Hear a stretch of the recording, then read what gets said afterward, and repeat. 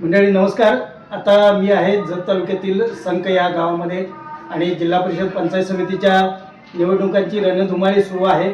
आपल्यासोबत आहेत शिवसेनेचे संपर्क प्रमुख प्रवीण शेठ औरादी आणि प्रवीण यांच्या ज्या सौभाग्यवती आहेत सौ कावेरीताई प्रवीण औरादी या संक जिल्हा परिषद गटातून शिवसेनेच्या चिन्हावरती निवडणूक लढवत आहेत आणि शिवसेनेनं तिन्ही उमेदवार संघ गटामध्ये दिलेले आहेत, आपल्या सर्वांना माहीत आहे.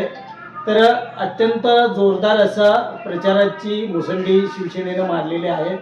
आपण जर प्रचाराचा शुभारंभ पाहिला तर त्या वेळेपासून आताच्या वेळापर्यंत प्रचार हा शिवसेनेनं आपल्या हातात घेतलेला आहे आणि खूप चांगला प्रतिसाद मिळालेला आहे.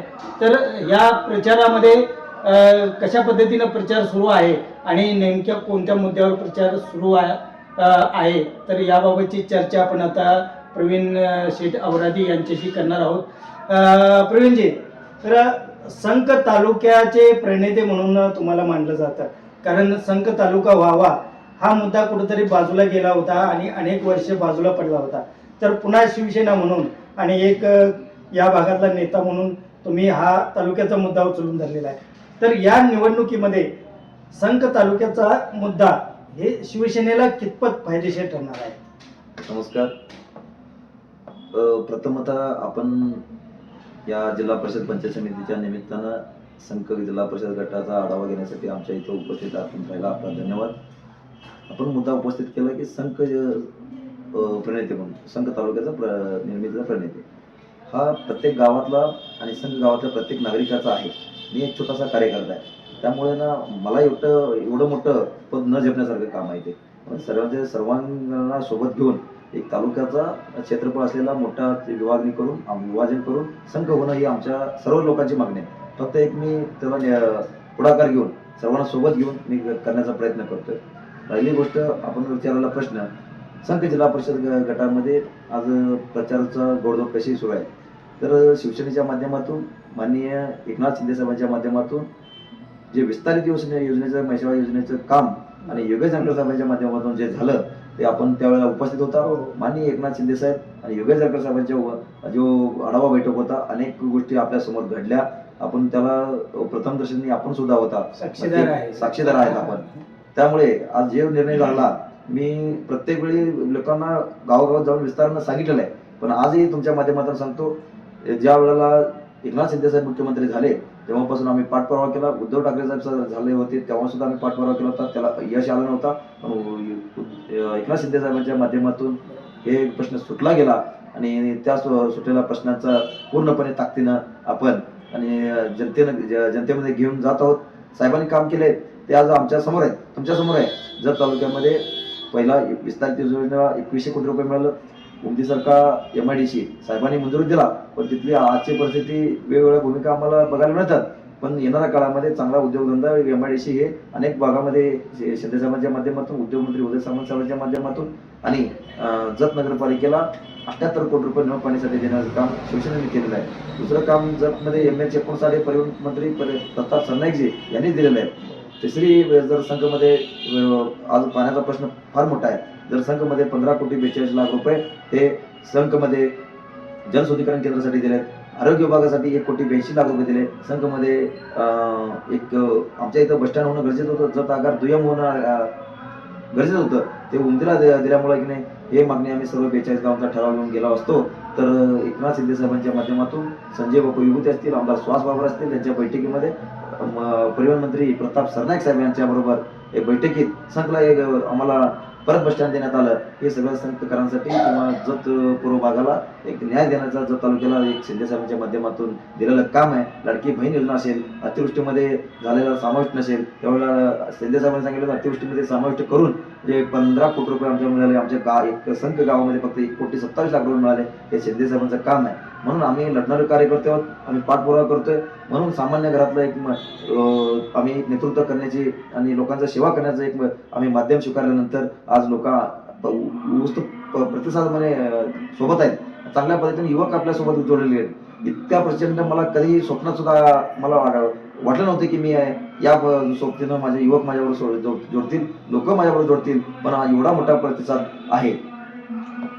निश्चितच जत तालुक्यात मध्ये जी विकासाची जेवढी पण कामं झालेली आहेत, काय विशेषतः विस्तारित म्हैसाळ योजनेपासूनची जी सगळी कामं आहेत, तर त्याच्यामध्ये सर्वात मोठा जो सिंहाचा वाटा आहे तर तो निश्चितच शिवसेनेचा आहे.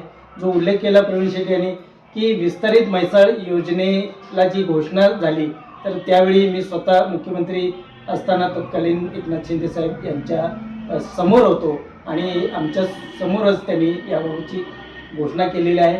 तर शिवसेनेचा हा विकासाचा अजेंडा तर तुम्हाला या निवडणुकीमध्ये निश्चित फायदेशीर ठरतोय का? 100% ठरतोय. हे निवडणूक जनतेने हातात घेतलेलं आहे. हो, मी माझा घरातला उमेदवारी दिला किंवा आणखीन काय केलं ह्याच्यातला काही विषय नाही आहे. शिवसेनेनं काय केलं, 1995 साली शिवसेनेनं काम केलं. आमच्या इथं संघमध्ये मोठा, सांगली जिल्ह्यातला सर्वात मोठा धरण क्षेत्र असलेला एक साठवण क्षमता तलाव असलेला तलाव हे आमच्या इथं शिवसेनेने दिलं. मनोज जोशी साहेब मुख्यमंत्री असताना दिलं आणि अनेक कामे शिवसेनेच्या माध्यमातून झालेले आहेत. त्यामुळे निर्णायक भूमिका एकनाथ शिंदे साहेबांनी घेतल्यामुळं आज ऐकणे आम्हाला पोषक असं वातावरण निर्माण झालेलं आहे. आम्ही एक माध्यम आहोत. आम्ही आज ऐकणे 2 मोठी घराणशाही आमच्या विरोधात आहे. घराणशाही प्रत्येक वेळी त्यांना लोकांच्या भावना अशा झालेल्याच आहेत. प्रत्येक वेळी 27,562 आमच्या मतदारसंघामध्ये मतदार आहेत. 27,562 पैकी 2च उमेदवार 2च घरातले लायक आहेत आणि बाकीचे कोणी लायक नाही. ही जे आज घराणेशाही सुरू आहे. प्रत्येक वेळी काय असं ते आज ऐकणं आमच्या इथं एकाने उमेदवारी दिली विद्यमान आमच्या उपसरपंचाने. ते स्वतः सरपंच आहेत, स्वतः सोसायटी संचालक आहेत. परत त्यांच्या बहिणीला, त्यांची बहीण राहत्या विजापूरला, बरं तरी पण त्यांनी उमेदवारी इथल्या इतर कार्यकर्त्यांना किंवा पक्षाच्या पदाधिकाऱ्यांना देणं गरजेचं होतं आणि ते न देता त्यांनी स्वतःच्या घरातच उमेदवारी दिली आणि वर्षानुवर्षे ज्यांच्या घरात आले अशी दोन्ही पार्ट्या देत आलेल्या आहेत. त्यामुळे घरांचे लोकांनी कंटाळलेत. लोकांनी ठरवलंय त्यावेळेला बदल नक्की करणार आणि शिंदे साहेबांच्या नेतृत्वामध्ये बदल होईल आणि आम्ही विश्वासू कार्यकर्ते आहोत. आम्ही ठामपणे लढणारे कार्यकर्ते आहोत. आम्ही पळ काढणार नाही. मी एकटा असताना सुद्धा 2017 साली शिवसेना सुरुवात केली. आपण पहिली इंटरव्ह्यू तुम्हीच आमचे घेतला होता. एकट्या सरोवरापासून आज ऐकणे या वटवृक्ष निर्माण झालेला आहे. म्हणून आम्हाला ठाम विश्वास आहे. जनतेवर विश्वास आहे आमचा. जनतेचा माझ्यावरपेक्षा की नाही एकनाथ शिंदे साहेबांवर, योगेश जानकर साहेबांवर आणि आमचे कार्यकर्ते असतील, आमचे पदाधिकारी असतील, अंकुश वाळे असतील आणि आम्ही असेल आणि आमच्या आज अनेक लोक सर्वांचं नाव घेऊ शकत नाही. अनेक लोक आमच्या बरोबर जोडले गेले. तन मन धन वापरून नाही ना, कोण ताकदीने बळाने आणि एकाच दिलाने ते काम करतायत. आता या निवडणुकीमध्ये आपले एकूण 3 उमेदवारांची नावं सांगा आणि जनतेला मतदानासाठी. संघ जिल्हा परिषद गटासाठी माझी पत्नी कावेरी औरादी हे जिल्हा परिषद गटासाठी आहेत. 1 नंबरला आमच्या धनुष्यबाणाचं बटन आहे. संघ पंचायत समिती प्रकाश गुंडपत करंडे आहेत, त्यांचं बी बटन 1 नंबरला आहे, धनुष्यबाण चिन्ह आहे. आणि गिरगाव पंचायत समिती गणामध्ये माझ्या राजकुमार रामचंद्र चव्हाण हे 1 नंबरला त्यांचंही बटन आहे. ते दोन्ही पंचायत समितीचे उमेदवार आहेत, ते होतकर आहेत, 30-32 वयाचेच आहेत. त्यांचाही कार्यकर्ता चांगला आहे. ते पण लोकांसोबत अडचणीला जाऊ शकतात, काम करू शकतात आणि लोकांना एक ठाम विश्वासामध्ये निर्माण करतात की प्रत्येकाच्या अडचणी असं कोणी नाही. पण एक तरुण घेतल्यात मी आज ऐकणे. तुम्ही प्रति उमेदवार बघा, एक उमेदवार पंचायत समितीचा आहे, तो राजस्थानमध्ये राहतो. आला तर तो आता आज सुद्धा एक दिवसभर प्रचार करून तो बिजापूरला राहायला असतो. 5 स्टार हॉटेल लागतं त्या उमेदवाराला. माझा उमेदवार नाही, रस्त्यावर झोपणारे माझे उमेदवार आहेत. शिवसेनेचे कार्यकर्ता रस्त्यावरचा कार्यकर असतो. दुसरा इथं उमेदवार आहे, त्यांचं तर तुम्हाला माहित आहे. त्यामुळे ते त्याचा वयाचा मला अपमान करायचा नाही. पण ज्या तरुणांना लढवायची भूमिका असतात तरुणांना देऊन तुम्ही संधी द्या ना. इथलं मानसिकता अशी झालेली आहे. जरी तुम्ही फार चांगल्या लोकांना जर उमेदवारी दिली ते आमच्यापेक्षा पुढे जातील, काहीतरी राजकारण घडतील, आमचं महत्व कमी होईल. या दृष्टिकोनातून आपल्या विचाराचे जे आहेत त्यांनाच उमेदवारी द्यायची आणि त्यांना पळता नाही आला पाहिजे आणि कुठलाही प्रश्न सोडत नाही आला पाहिजे. पण सत्ता पण आमच्यात राहिली पाहिजे. या मानसिकतेचं आज राजकारण सुरू आहे. त्या मानसिकतेला लोक कंटाळत म्हणून हे आज उठाव दिसतोय. हे उठाव 100% विजयाच्या गुलालापर्यंत जाईल, आम्हाला ठाम विश्वास आहे. जिल्हा परिषद या गटातलं तुमचं विकासाचं नेमकं विजन काय आहे आणि भविष्यात तुम्हाला काय कामं करायची आहेत? भारत स्वतंत्र झाल्यापासून एवढ्या वर्षामध्ये संघमध्ये विकासाच्या दृष्टिकोनातून प्रथमतः एक शौचालय होणं गरजेचं होतं. संघ हा शहर मोठा असल्यामुळे एक सार्वजनिक शौचालय नाही. दुसरी गोष्ट इथं पिकअप शेड नाही, बसस्टँड नाही आणि तिसरी गोष्ट इथं स्मशानभूमी नाही. कुठल्याही समाजासाठी 20-25 हजार लोकसंख्या असल्यावर गंभीर विषय आहे. लोकांना ही अडचणीला सामोरं जावं लागत आहे. त्याचं कुठलंही गांभीर्यता घेतलं नाही. सामान्य जनतेचा इतर प्रश्न कसे सोडवता येतील या मूलभूत हक्कापासून लोकांना वंचित ठेवले गेले आहे. असे काही निधी अनेक छोट्या छोट्या गावामध्ये पाच समाजामध्ये सुद्धा पाच स्मशानभूमी आहेत. एक सार्वत्रिक सुद्धा स्मशानभूमी इथं पाहिजे होतं, ते स्मशानभूमी झालं नाही. आमचं प्रथमतः स्मशानभूमी असेल आणि इथले पाण्याचे रस्ते असतील आणि स्वच्छ पाणी पुरवठा असेल आणि संख अप्पर तहसीलदार कार्यालयाचा तहसीलदार कार्यालयात निर्मिती होऊन संघ अप्पर तहसीलदार कार्यालय इमारत बांधणी असेल आणि ग्रामीण न्यायालयाची इमारत बांधणी असेल, स्टॅम्प इथं वितरण नेमणे असेल आणि दुय्यम निबंधक कार्यालय असेल, अनेक कामे आहेत. इथं कृषी कार्यालय असेल आणि इथं म्हणजे वयस्कर लोक आहेत त्यांच्यासाठी बगीचा बाग आणि हे सगळ्या गोष्टी असेल, वाचनालय असेल, ग्रंथालय असेल, या सर्व गोष्टी आम्ही भर देणार आहोत. आणि डिजिटल शिंदे साहेबांच्या माध्यमातून एक डिजिटल मॉडेल आम्हाला तयार करायचं. संघ जिल्हा परिषद निवडून आल्यानंतर आम्हाला एक संघ जिल्हा परिषद गट आम्ही शिंदे साहेबांना दत्तकच देणार आहोत. आम्ही साहेबांना विनंती करून संघ जिल्हा परिषद गट दत्तक घेऊन एक राज्यामध्ये राळेगण सिद्धी असेल, हिवरे बाजार असेल, अनेक अशी गाव आहेत, नामांकित गाव आहेत, त्याप्रमाणे आम्ही एक योजना राबवणार आहोत. संघ जिल्हा परिषद एक मॉडेल म्हणून शिंदे साहेबांच्या नेतृत्वामध्ये आम्ही सक्षमपणे जाणार आहोत. यामध्ये शाळेचा विषय असेल, जिल्हा परिषदचा अनेक बाबी आहेत. मी निवडून गेलो, आम्ही आमचे उमेदवार निवडून गेले आणि जिल्हा परिषदेमध्ये सर्व प्रश्न सोडतात लगेच निधी मिळेल असं काही भाग नाही.